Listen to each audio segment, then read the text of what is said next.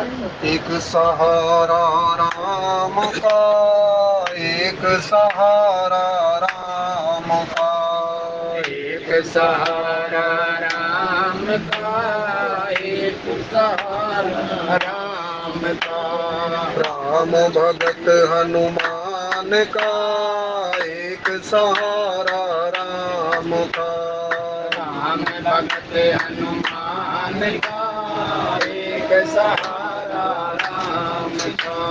धन्ना था एक भगत निराला, धन्ना था एक भगत निराला, सीधा सादा भोला भाला, सीधा सादा भोला भाला। पत्थर में से प्रगटे मोहन, पत्थर में से प्रगटे मोहन। हुआ दर्श श्री राम का, एक सहारा राम का। हुआ दर्श श्री राम का, एक सहारा राम का। एक सहारा राम का, एक सहारा राम का। एक सहारा राम का, एक सहारा राम का। जहर पियाला मीरा पी गई, जहर पियाला मीरा पी गई, जहर पियाला मीरा पी गई। जहर पियाला मीरा पी गई। लेकर तेरे नाम का, एक सहारा राम का। लेकर तेरे नाम का, एक सहारा राम का। एक सहारा राम का, एक सहारा राम का। एक सहारा राम का, एक सहारा राम का। भीलनी ने भी तपस्या कीनी, भीलनी ने भी तपस्या कीनी, बेरों के बदले में मुक्ति लीनी। बेरों के बदले में मुक्ति लीनी। सुबह शाम एक आस लगी थी, सुबह शाम एक आस लगी थी। होगा दर्श कब राम का, एक सहारा राम का। होगा दर्श कब राम का, एक सहारा राम का। एक सहारा राम का, एक सहारा राम का। एक सहारा राम का, एक सहारा राम का। कमल प्रभु है दास तुम्हारा, कमल प्रभु है दास तुम्हारा, तेरा ही है हमें सहारा। तेरा ही है हमें सहारा। एक बार प्रभु दर्श करा दो, एक बार प्रभु दर्श करा दो। दर्शन अपने धाम का, एक सहारा राम का। दर्शन अपने राम का, एक सहारा राम का। एक सहारा राम का, एक सहारा राम का। एक सहारा राम का, एक सहारा राम का। राम भगत हनुमान का, एक सहारा राम का। राम भगत हनुमान का, एक सहारा राम का। बोले राजा रामचंद्र महाराज की जय। जय हो। लोक शिक्षा के लिए अवतार जिसने था लिया, निर्विकार निरीह होकर नर सदृश कौतुक किया। राम नाम ललाम जिसका सर्व मंगल धाम है, प्रथम उस सर्वेश को श्रद्धा समेत प्रणाम है। श्रद्धा समेत प्रणाम है। राम अमित गुण सागर के पावई कोई संतन सन जस कछु सुन्यो तुम ही सुनावहु सोई सियावर रामचंद्र पद जय शरणम शंकर हरि ओम जय जय सिया राम। सिय राम मैं सब जग जानी कराहु प्रणाम जोरे जुग पानी कराहु प्रणाम जोरे जुग पानी। आदरणीय विद्वत समाज, नवरात्रों के परम पावन अवसर पर अपनी पूर्व परंपरा के अनुसार नवरात्रों में हमारे बुजुर्गों ने जो इस दैनिक रेल यात्री रामायण सत्संग सभा के उद्गम स्रोत बने, जो संस्थापक बने, उन्होंने ऐसा निश्चय किया कि इस चलती फिरती रेल के अंदर नवरात्रों में श्री सुंदरकांड जी का पाठ किया जाएगा और हम उन्हीं के द्वारा बताए गए कदमों का अनुसरण करते हुए सुंदरकांड का पाठ करते हैं। आप सब लोग जानते हैं वर्ष में 2 बार नवरात्रे आते हैं और दोनों का ही संबंध भगवान राम की लीला से है। गर्मी की ऋतु में चैत्र मास में जो नवरात्रे आते हैं, भगवान राम का अवतार हुआ। नौमी तिथि मधुमास पुनीता, शुक्ल पक्ष अभिजित हरिप्रीता।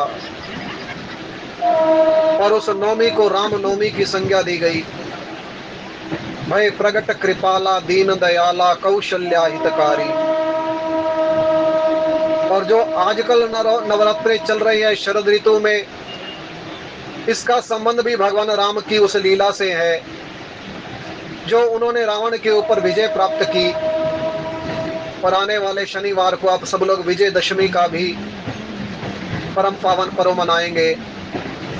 किस प्रकार से भगवान राम ने दुष्टों का उद्धार किया और धर्म की स्थापना की।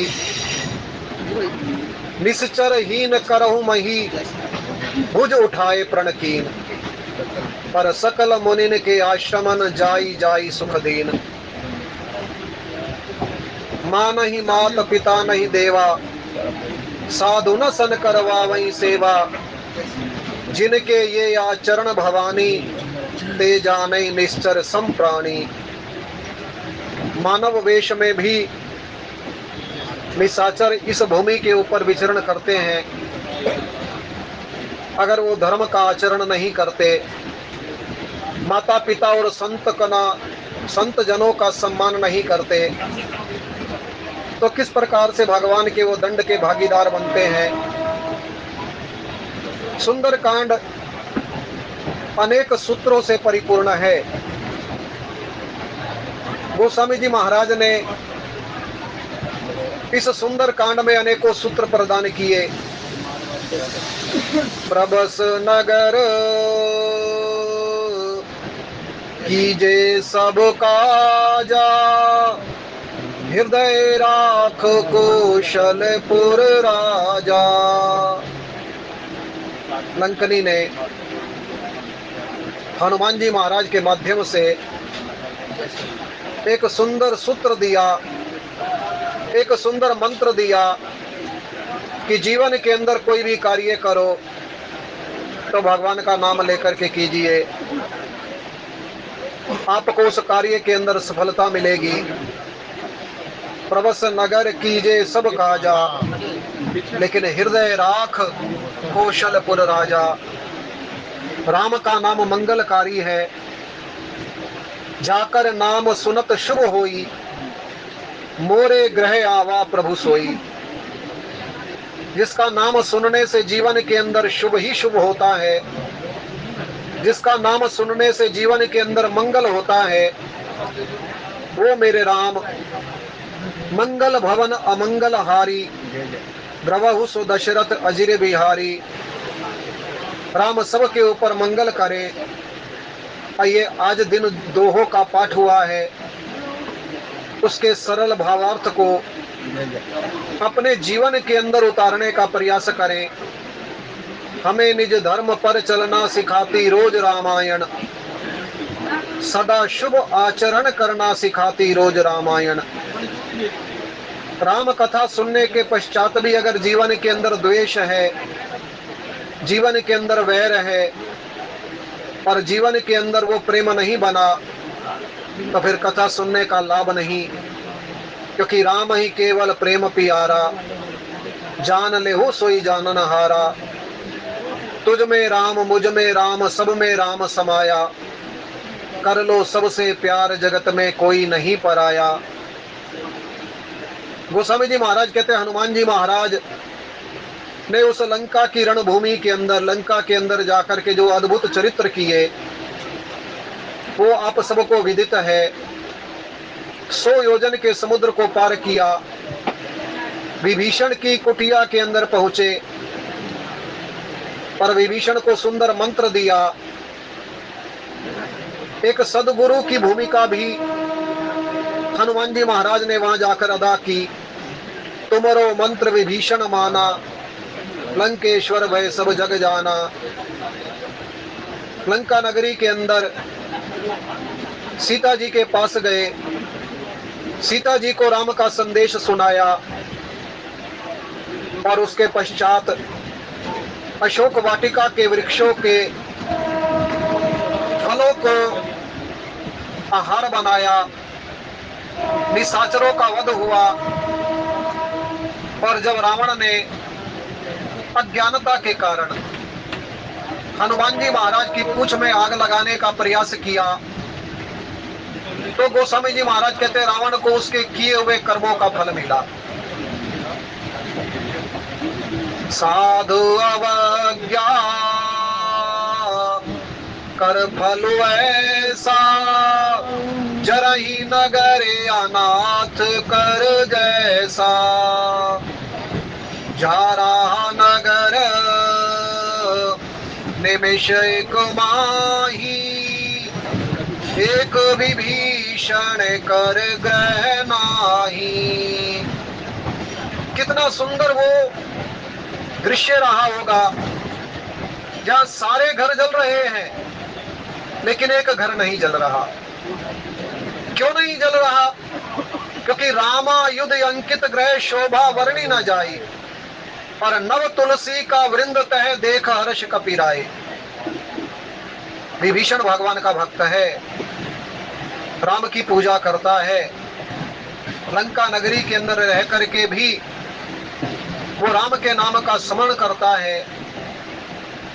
धन्य है विभीषण जो प्रतिकूल वातावरण के अंदर रह करके भी भगवान के नाम का स्मरण कर लेता है, और हम अनुकूल वातावरण में भी भगवान का स्मरण नहीं कर पाते। क्योंकि ग्रह कारज नाना जंजाला ते अति दुर्गम शैल विशाला। लेकिन सौभाग्यशाली है वो जीव जो भगवान के नाम का स्मरण करते हैं। हनुमान जी महाराज ने कहा ना, कै हनुमंत विपत्ति प्रभु सोई, जब तब सुमिरन भजन ना होई। जीव के लिए वो विपत्ति का ही तो समय होता है जब वो भगवान का भजन नहीं करता। और इन प्रसंगों से हमें बार बार बताने का यही प्रयास किया जाता है कि भगवान का भजन करो, भजन में ही कल्याण है। अगर ज्यादा नहीं हो सकता तो कुछ कम तो करो ना, जितना आपसे बन पड़े। ये जरूरी नहीं कि ज्यादा करना है, क्योंकि तात स्वर्ग अपवर्ग सुख धरिय तुला एक अंग, और तूल न ताही सकल मिली जो सुख लव सत्संग। जरूरी नहीं कि अधिक मात्रा का सत्संग किया जाए। आपके पास जितना भी समय है आप भजन कीजिए, भगवान को याद कीजिए, अच्छे कार्य कीजिए, शुभ कर्मों में अपना मन को लगाइए। आज गोस्वामी जी महाराज कहते हैं कि उहा निशाचर रही सशंका, और जब ते जार गयो कपिलंका। हनुमान जी महाराज जब से लंका दहन कर करके गए ना, तो लंका निवासी बड़े भयभीत रहने लगे। रावण के पास जाकर के तो कोई नहीं बोलता, लेकिन अपने अपने घरों को बंद करके सब एक ही विचार करते हैं कि लगता है अब निशाचर कुल का अंत होने वाला है। क्योंकि लंकनी ने कहा था ना, जब रावण आई ब्रह्मवर दीना, चलत विरंच कहा मोहे चीना, विकल हो सीत कपि के मारे, तब जाने सुनिश्चर संघारे। लंकनी ने तो हनुमान जी महाराज को पहले ही बता दिया कि अब लगता है निशाचरों का अंत होने वाला है। और त्रिजटा ने भी स्वप्न के माध्यम से सब निशाचरियों को बता दिया कि इस निशाचरों का वह अंत निश्चित है, क्योंकि सपने बानर लंका जारी, जात उधान सेना सब मारी, पर खर आरूढ़ नगन 10 सीसा, मुंडित सिर खंडित भुज बीसा, ए विधि सो दक्षिण दिशि जाई, लंका मनो विभीषण पाई। पर ये सपना मैं कहूं पुकारी, हो यही सत्य गए दिन चारी। आज दूत हनुमान जी महाराज के बल का वर्णन कर रहे हैं, क्योंकि हनुमान जी महाराज अतुलित बल को रखने वाले हैं। आज मंगलवार का दिन भी है ना। अतुलित बल धामम हेम शैला भदेहम, धनुजवन कृशानम, ज्ञानी नाम अग्रगण्यम। संत महात्मा कहते हैं जीवन के अंदर कोई भी विपत्ति आए ना, तो हनुमान जी महाराज को याद कीजिए। कयाही रीछ पति सुन हनुमाना, का चुप साध रयाहूं बलवाना, पवन तनय बल पवन समाना, बुद्धि विवेक विज्ञान निधाना, कवन सो काज कठिन जग माही, जो नहीं हो तात तुम पाही, राम काज लगी तब अवतारा, सुनते ही भयाहु पर्वताकारा।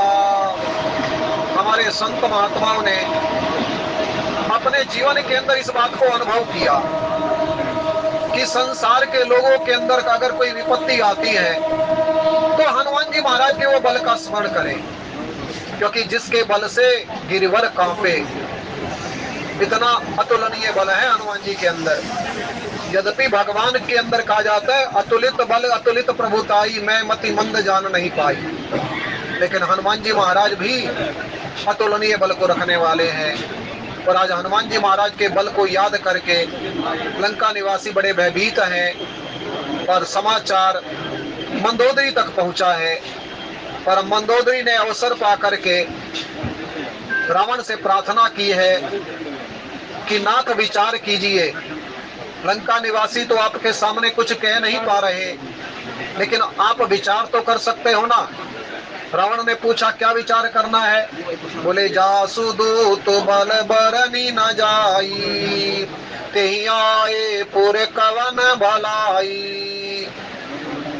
हनुमान जी महाराज आए थे ना, पर उन्होंने एक जोर से गर्जना की थी, समुझत जासु दूत कई करनी, स्वर ही गर्भ रजनी चर घरनी, तो तासु नारी ने जे सचिव बोलाई, पठवाऊं कंत जो चयाऊं भलाई। भगवान एक नहीं अनेकों अवसर देते हैं इस जीव को संभलने के लिए। आज मंदोदरी के मुख से भगवान ही बोल रहे हैं कि रावण अब भी समय है, सीता जी राम जी को वापस कर दो, इसी में ही सबका हित है, केवल आपका नहीं, आपके पूरे कुल का। क्योंकि हम अपने जीवन के अंदर जो करते हैं उसके लिए हम खुद ही जिम्मेदार होते हैं। संसार के अंदर किए हुए कर्मों का फल ही हमारे सामने आता है। आज मंदोदरी रावण को समझाने का प्रयास कर रही है कि राम बाण अहिगन सरिस, पर निकर निशाचर भेक, पर जब लगी ग्रसत न तब लगी जतन करऊं तज टेक। रावण अब भी कुछ नहीं बिगड़ा, भगवान के बाण चले और तुम्हारे सारे पूरे कुल का ही विध्वंस कर दे, उससे अच्छा है कि कोई ना कोई बचने का उपाय सूझ ले। लेकिन गोस्वामी जी महाराज कहते, श्रवण सुनी सठता करबानी, ऐसा जगत विदित अभिमानी। अहंकारी जीव को समझाना बड़ा ही कठिन होता है। रावण अति अभिमान के कारण ही मारा गया। बाली का भी अगर भगवान ने वध किया ना, तो बाली को बहुत अभिमान था। भगवान ने कहा ना, मूढ़ तो ही अतिशय अभिमाना, और नारी सिखावन करसी न काना।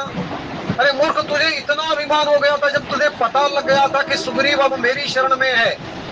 मामा भुज बल आश्रित ते ही जानी, और मारा चहसी अधम अभिमानी। जो मेरी शरण में आ जाता है ना, फिर उसका कोई बाल भी बाका नहीं कर सकता। इसलिए भगवान के भक्त का कभी उपहास नहीं करना चाहिए। भगवान के जो संत जन होते हैं, इनका हमेशा आदर सत्कार करना चाहिए।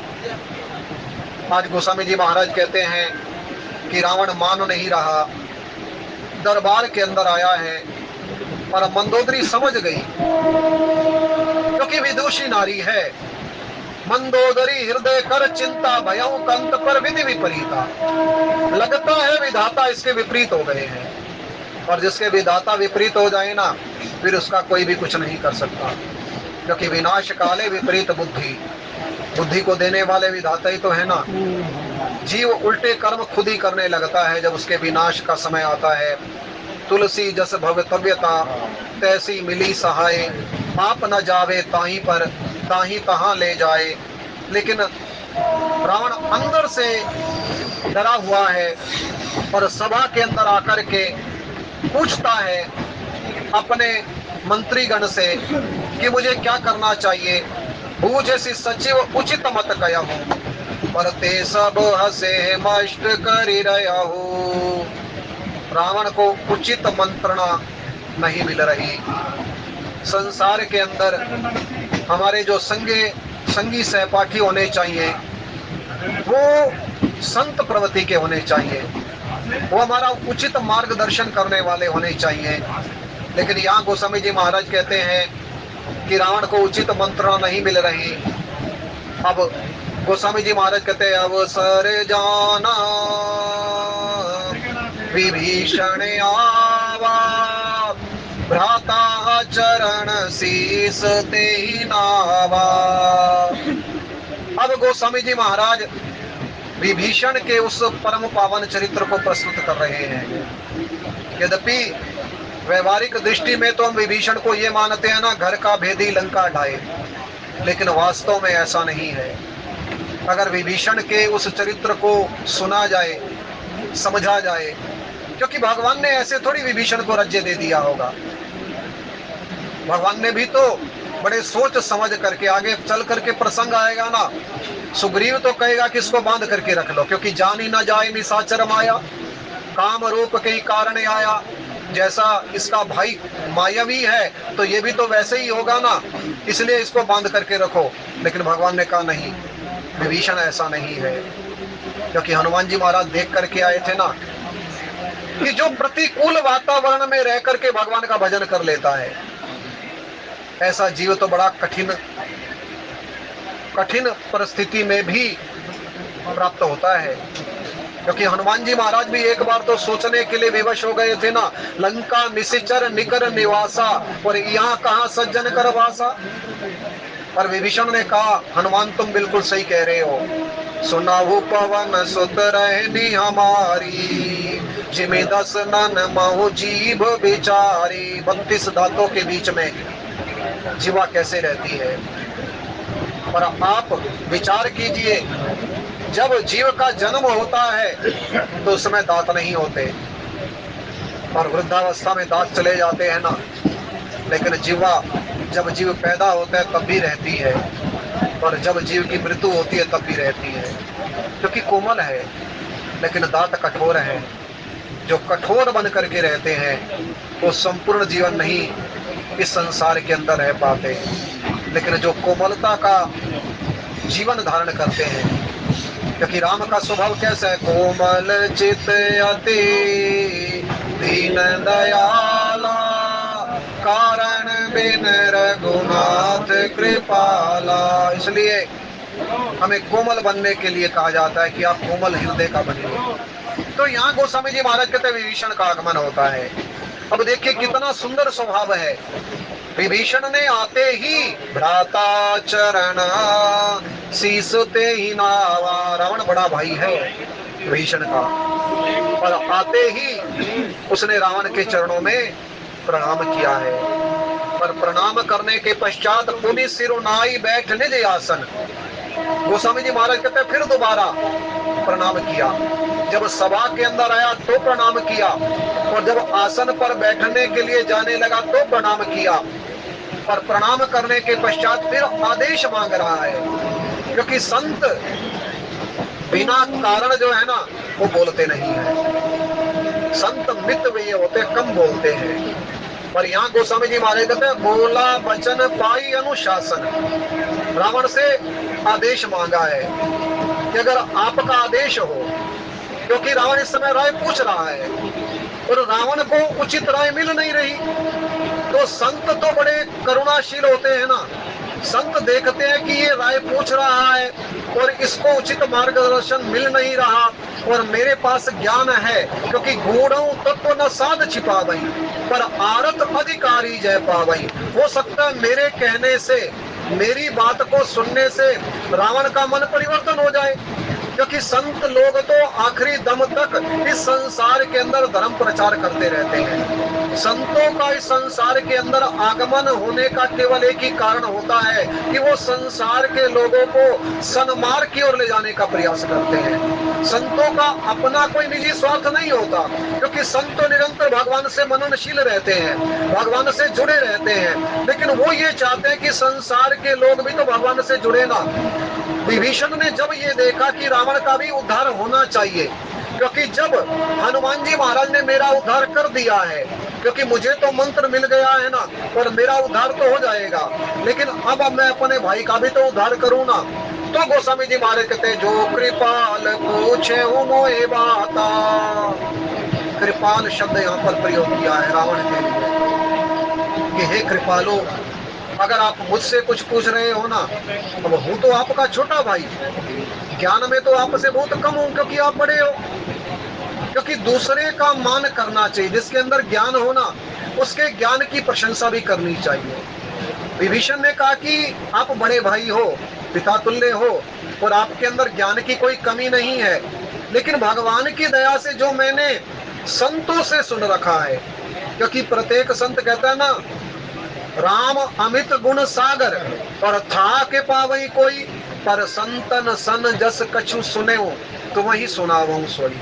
जहां तक भगवान के गुणों की गाथा का संबंध है, ना तो उनके गुणों को कोई गा सकता है और ना ही उनके गुणों का कोई वर्णन कर सकता है, लेकिन संत महात्मा से जैसा सुना है, जैसे मेरे को भगवान ने बुद्धि दी है, क्योंकि पांचों उंगली जो है ना एक बराबर नहीं होती। भगवान ने किसी जीव के अंदर कोई गुण विशेष रूप से प्रदान किया होता है, तो किसी जीव के अंदर कोई गुण विशेष रूप से प्रदान किया होता है, इसलिए सबका उचित आदर सत्कार करना अनिवार्य माना जाता है। तो यहाँ विभीषण कहते हैं मति अनुरूप, जैसे मेरी भगवान ने बुद्धि दी है, जैसे मेरे को ज्ञान मिला है, तो मैं आपके सामने वो रखने का प्रयास कर रहा हूँ। बोले जो आपन चाहे कल्याणा। यह रावण के प्रति बात नहीं कही जा रही, क्योंकि संतों का जो उपदेश होता है ना वो सबके लिए होता है। संत केवल कोई एक व्यक्ति के विशेष के नहीं होते। जब भरत राम को मनाने के लिए चले तो उस समय गोस्वामी जी महाराज कहते हैं भरत ने एक बड़ी सुंदर बात अयोध्या में कही, हित हमारो सिए पति सेवकाई और सोहर लीन मात कुटलाई। ये नहीं कहा कि मेरा हित सीता राम जी के चरणों में, नहीं, सबका हित राम और सीता जी की सेवा में है। हित हमार सिए पति सेवकाई, लेकिन सोहर लीना मातो कुटिलाई, माता की कुटिलता के कारण वो जो सेवा है ना हमसे छीन ली गई। क्योंकि कितना अच्छा होता अगर राम राजा बनते और हम सब लोग राम की सेवा करते। राजा राम जानकी रानी आनंद अवध अवध राजधानी।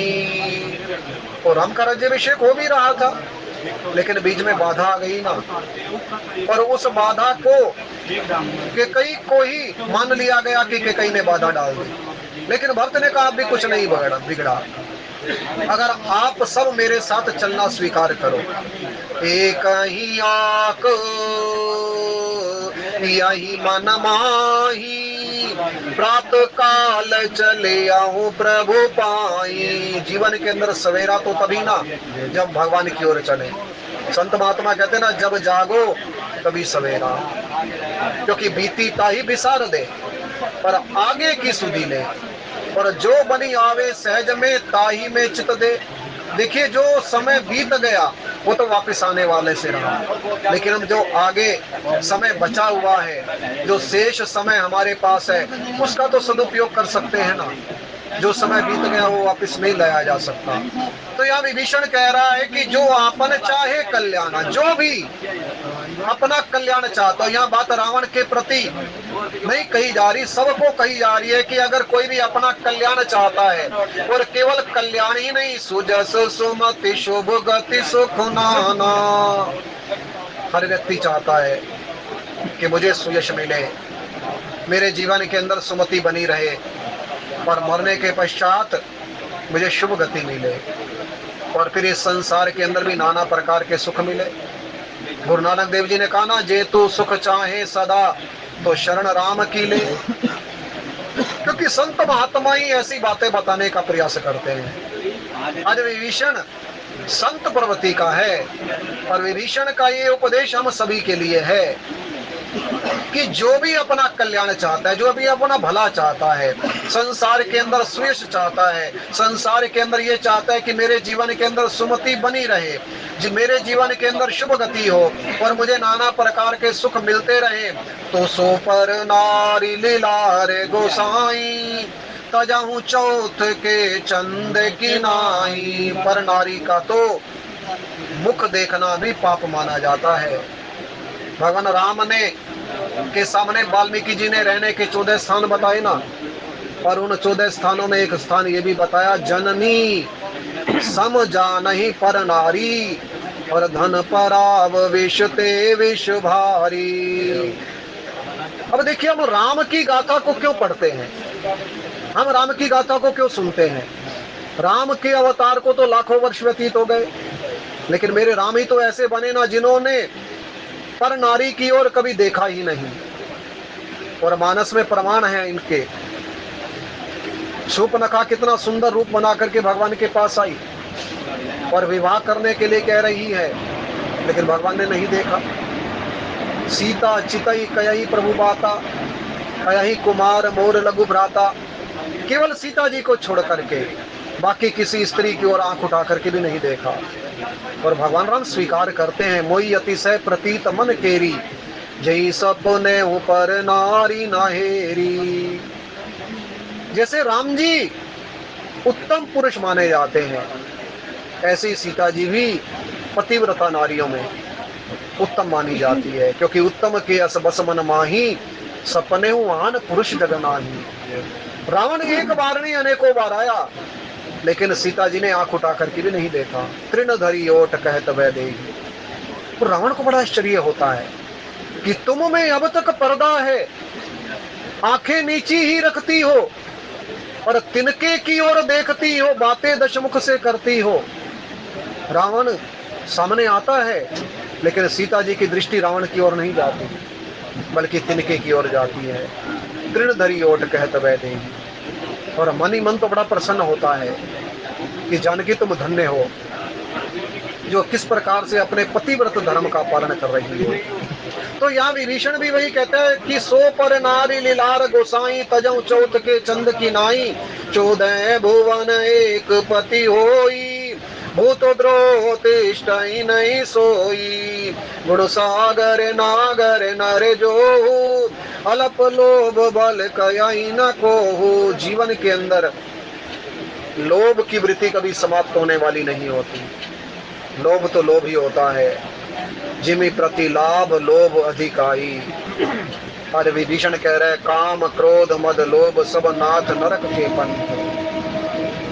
और देखिए हर जीव स्वर्ग को जाना चाहता है, लेकिन यहाँ जो रास्ता जीव ने पकड़ा हुआ है काम का, क्रोध का, मद का, लोभ का, ये तो सब नरक के रास्ते हैं। इसलिए इन सब का परित्याग करके भगवान का भजन करना चाहिए, जैसे संत भजन करते हैं। संत महात्माओं के माध्यम से ही जीव भगवान तक पहुंच सकता है। अब देखिए भजन तो एक संसारिक जीव भी करता है और भजन संत भी करते हैं, लेकिन संत और एक संसारिक जीव में भजन करने में कितना अंतर होता है। संत तो अपने आप को तल्लीन रख देता है ना, भूल जाता है वो सब कुछ जब वो भजन करने बैठता है। और हम संसारिक जीव केवल नियम का निर्वाह करने के लिए, हमारे मन के अंदर तो अनेक प्रकार की कामनाएं विचरण करती रहती है ना, और उनका हमारे मन के अंदर समावेश रहता है। लेकिन गोस्वामी जी महाराज कहते हैं भाजा हूँ भाजाई जय संत। इसलिए संत का अगर जीव को आश्रय मिल जाए तो संत फिर अपनी करुणा के कारण उस जीव को भी भगवान से मिला दिया करते हैं। इसलिए किसी संत की शरण में चले जाओ, तभी कहा जाता है संत शरण मन लाग रे तेरी अच्छी बनेगी। संत शरण मन लाग रे तेरी अच्छी बनेगी। अच्छी बनेगी तेरी बिगड़ी बनेगी, अच्छी बनेगी तेरी बिगड़ी बनेगी। खुल जाएंगे तेरे भाग रे तेरी अच्छी बनेगी। खुल जाएंगे तेरे भाग रे तेरी अच्छी बनेगी। संत शरण मन लाग रे तेरी अच्छी बनेगी। संत शरण मन लाग रे तेरी अच्छी बनेगी। संत हमें भजन करने का तरीका बताते हैं कि ऐसे भजन करना चाहिए। आज गोस्वामी जी महाराज कहते हैं विभीषण ने अपने संतपन का परिचय दिया है, और जो बात उसको पता है, जो उसको जानकारी है, जितना ज्ञान उसके जीवन के अंदर है, क्योंकि वो भगवान की कुछ महिमा को जानता है जो हनुमान जी महाराज ने विभीषण को बताई थी। तब हनुमंत कही सब राम कथा निज नाम, सुनत जुगल तन पुलक मन मगन सुमरि गुण ग्राम। हनुमान जी महाराज के श्रीमुख से जिसने राम कथा को सुना हो वो कोई साधारण जीव थोड़ी होगा, पर विभीषण राम की महिमा को जानता है। आज बताने लगा तात राम नहीं नर भूपाला, भुवनेश्वर कालहु कर काला। ब्रह्म नाम अज भगवंता, व्यापक अजते अनादि अनंता। अब देखिए अंदर से तो रावण भी जानता है घर दूषण मोह सम बलवंता, और तिनय के मारे बिनु भगवंता। और आज विभीषण भी बता रहा है कि राम काल के भी काल हैं, और गोद्विज धेनु देव हितकारी, कृपा सिंधु मानुष तनुधारी। विप्रधेनु सुर संत हित लीन मनुज अवतार, पर निज इच्छा निर्मित तनु माया गुण गोपार। ये जो गूढ़ रहस्य होते हैं ना, ये संतों के पास छिपे रहते हैं, और संत जब देखते हैं कि अब इस रहस्य को प्रकट कर देना चाहिए, तो विभीषण ने अपने संत स्वभाव के कारण उस रहस्य को प्रकट किया है। और ये कहा है कि ताई बैर तजी नाई है माथा, भगवान से वैर मत करो और उनका तो भजन करो। प्रणता रति भंजन रघुनाथा, देहुनाथ प्रभु कहूँ वै देही, भजऊँ राम बिनु हेतु सनेही। और किस प्रकार से उस सभा के अंदर माल्यवंत भी बैठा हुआ था, और माल्यवंत ने विभीषण की बात का अनुमोदन किया है और स्वीकार किया है कि आपके घर के अंदर ये जो आपका छोटा भाई है ना, तात अनुज तव नीति विभूषण, ये नीतियों का विभूषण है। इसका नाम ही केवल विभीषण नहीं है, बल्कि अपने नाम के अनुरूप इसके अंदर गुण भी विद्यमान है। पर बहुत से जीव ऐसे होते हैं जिसके नाम के अनुरूप उसके अंदर गुण भी विद्यमान होते हैं। पर विभीषण अपने नाम को भी सार्थक करता है।